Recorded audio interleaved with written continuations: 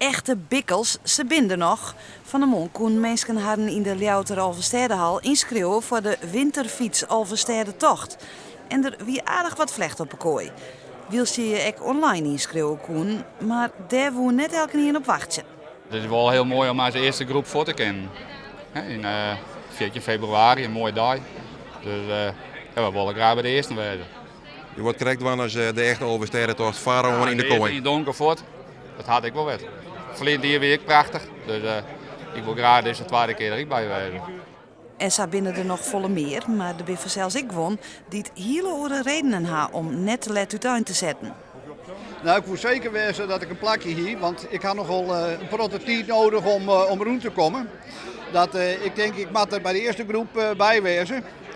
Want ik wil het rustig gewoon doen kennen. Ik wil me net uit de kop jaaien. Ja. Het wordt comfortabel wezen.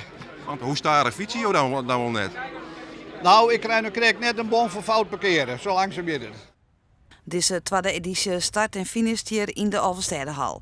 Ook de route is nog dichter op die van de echte Alverstedetochtlijn. We hebben er nu ook voor gekozen als groot voorbeeld om vanuit Dokkum aan de andere kant van de Dokkumeree terug te gaan naar Leeuwarden. Dan krijg je eigenlijk hetzelfde effect als bij schaatsers die van Bartlehem naar Dokkum en weer terugrijden. Dat krijg je bij ons ook. Je kan elkaar over de kan je elkaar zien. De organisatie bezocht nog dat er in de oren naar Ljouwer 2018 een wedstrijd onder de toertocht tajekken worden in.